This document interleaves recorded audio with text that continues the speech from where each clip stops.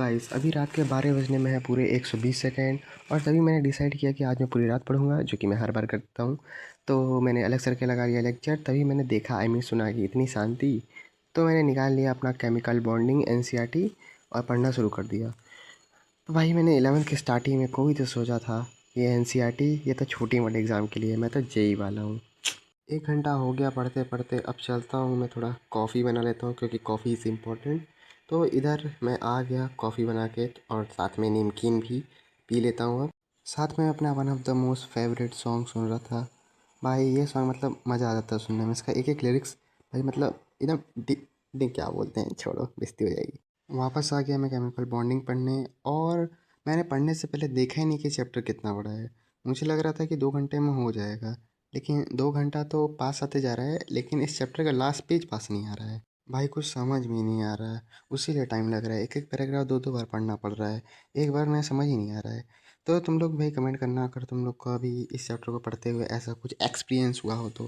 क्या मतलब एक्सपीरियंस होने के लिए चैप्टर पढ़ना होगा, और चैप्टर पढ़ने के लिए बुक खरीदना होगा।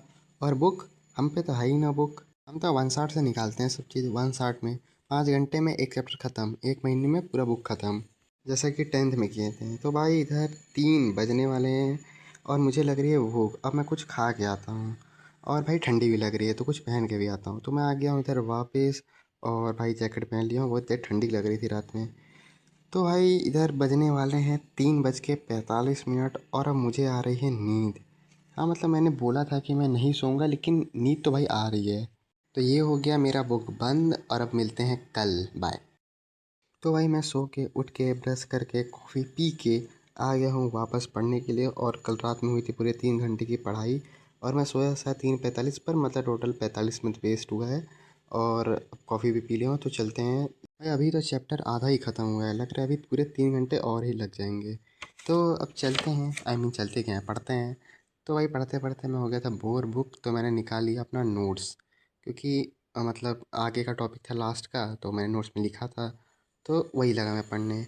तो भाई टाइम हो रहा है 10:35, और टोटल 1 घंटा पढ़ लिया हूँ। और आगे है मेरा ब्रेकफास्ट, जो कि है मेरा फेवरेट पोहा। तो ब्रेकफास्ट ख़त्म करके करते हैं वापस से शुरू। तो भाई आधे घंटे लग गए हैं ब्रेकफास्ट ख़त्म करने में, और मैं आ गया वापस से पढ़ने। तो भाई वही नोट्स ही रिवाइज़ कर रहा था, और स्टिकी नोट्स पे लिख रहा था इंपॉर्टेंट पॉइंट। तो भाई उधर मैं 11:30 बजे तक पढ़ा, उसके बाद सोचा कि नहा लेता हूँ।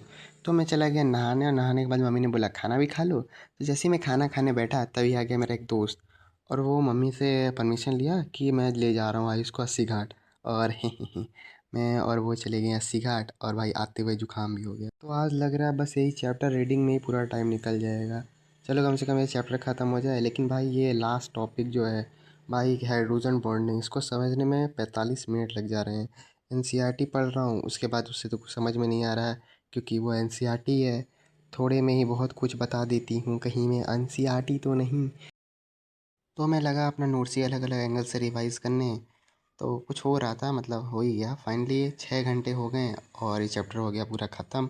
सब समझ में आ गया। अब इस चैप्टर के पीवाईक्यू होंगे कल या परसों। Till then like and subscribe and bye.